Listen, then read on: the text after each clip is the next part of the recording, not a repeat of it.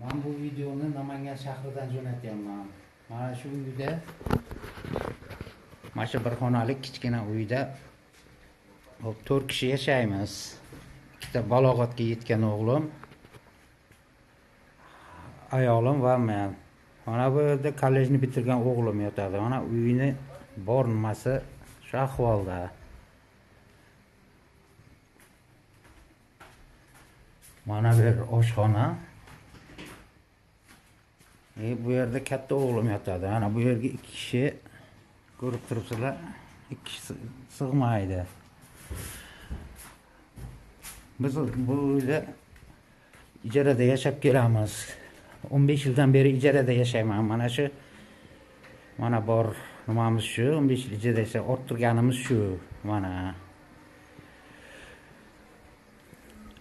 biz sharoit vazminligi sababli bir necha marta hokimiyatga murojaat qildik.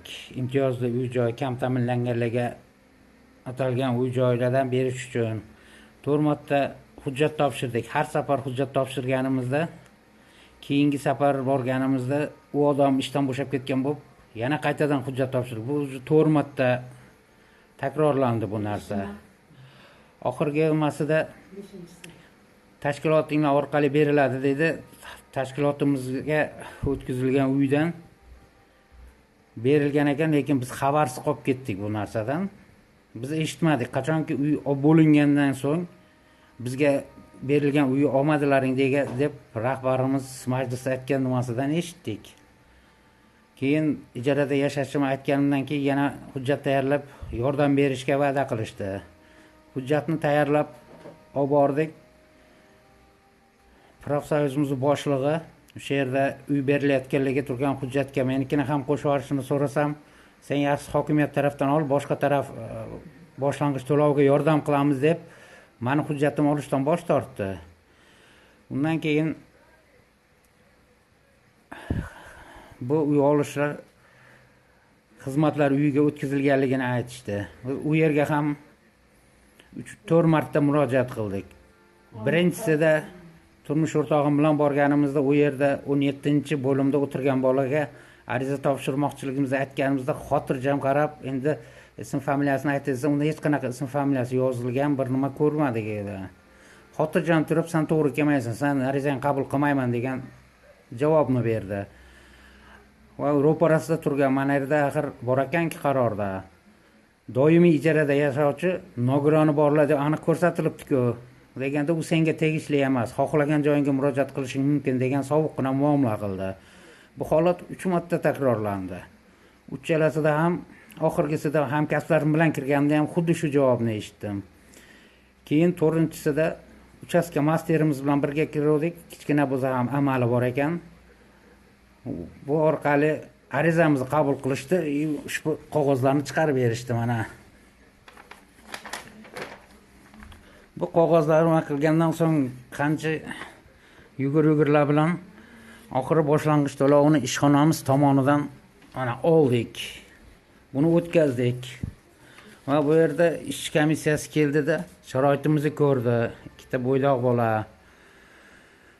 Bu shariatga ham to'g'ri kelmaydi, bermasa bo'lmaydi deb ko'rib ketishdi.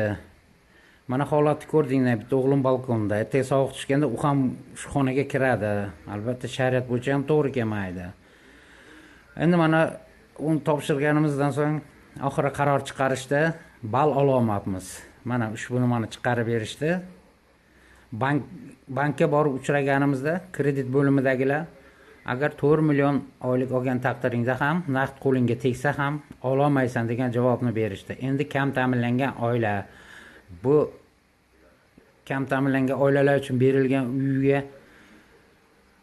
dokument topshirish uchun, shu uydan olish uchun 6 million oylik olish kerak ekan. Kam ta'minlangan oila qanday oladi? Tashkilotimda mana 1.800.000 oylik olaman. Uni ham mana bu boshlang'ich to'lovga 50% ni ushlab qolishyapti.